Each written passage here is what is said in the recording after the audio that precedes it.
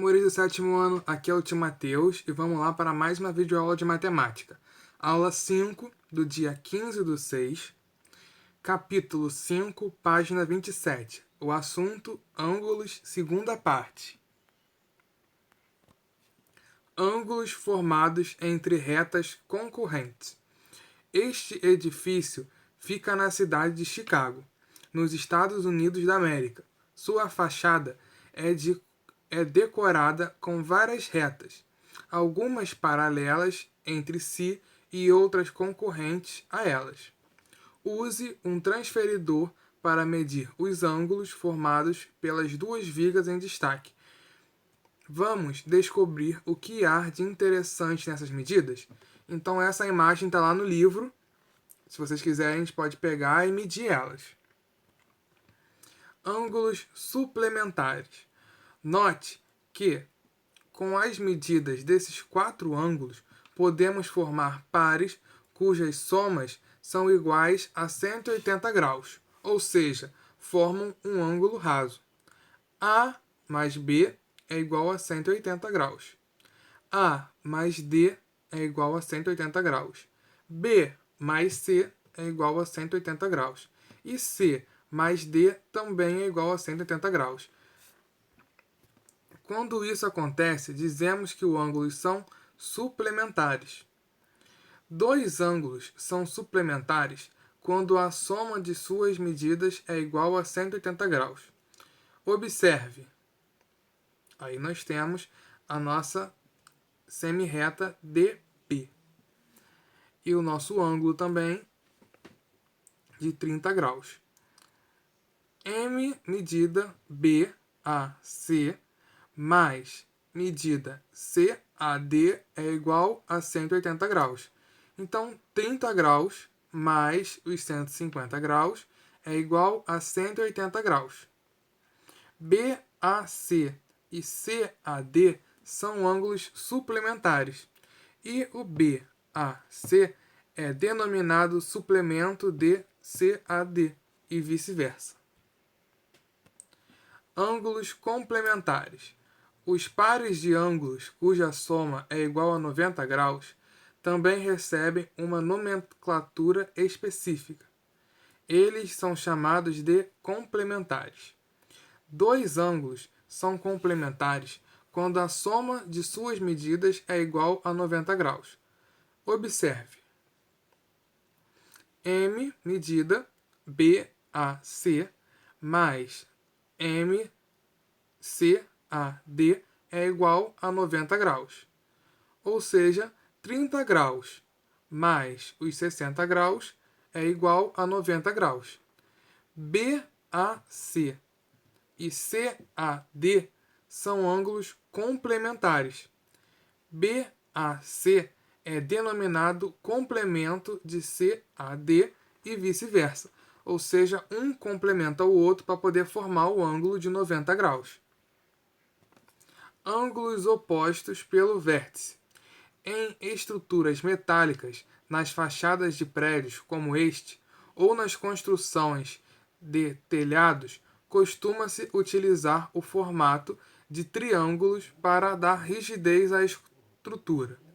Isso porque o triângulo é uma figura rígida, ou seja, por mais que você pressione um de seus lados, o triângulo não se deforma. Agora, observe as duas retas concorrentes e os ângulos formados por elas. Ao medirmos os quatro ângulos indicados na fachada do edifício, podemos perceber que, entre os ângulos formados pelas duas retas, há pares que têm a mesma medida. A é igual a C e B é igual a D. Ângulos opostos pelo vértice. Dois ângulos são denominados opostos pelo vértice, OPV ou, tudo maiúsculo, OPV, quando têm o mesmo vértice e os lados de um deles são semirretas opostas aos lados do outro. Os ângulos opostos pelo vértice têm a mesma medida, isto é, são congruentes. Veja, M medida de BVD é igual à medida de ABC. Ou seja, A é igual a C. Embaixo, M, medida AVB, é igual à medida CVD.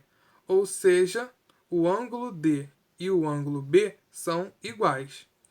O símbolo igual representa que os ângulos são congruentes. Ângulos internos e externos de polígonos. Os lados de um polígono qualquer também formam ângulos entre si, chamados de internos, os ângulos que são formados por dois lados consecutivos e que estão situados na região interna do polígono.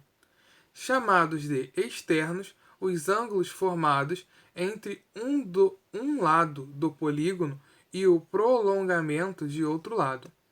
Podemos observar que o ângulo interno e seu respectivo ângulo externo são suplementares. Em qualquer polígono, o ângulo interno e seu respectivo ângulo externo somam 180 graus, ou seja, são suplementares.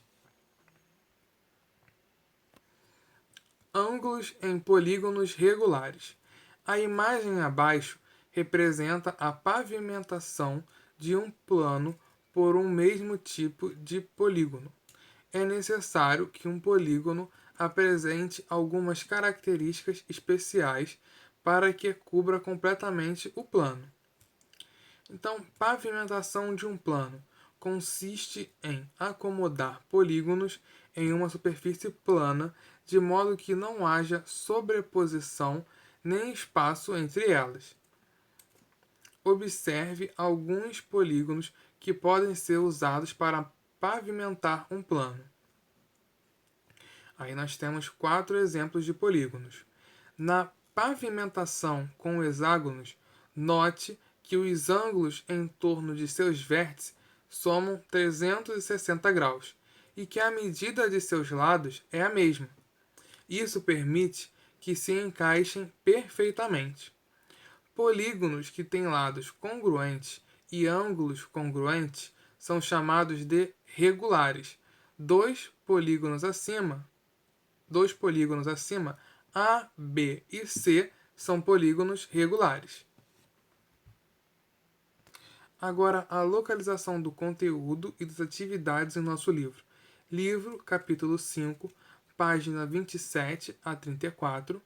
E as atividades, capítulo 5, página 28, número 1, número 2 e número 4.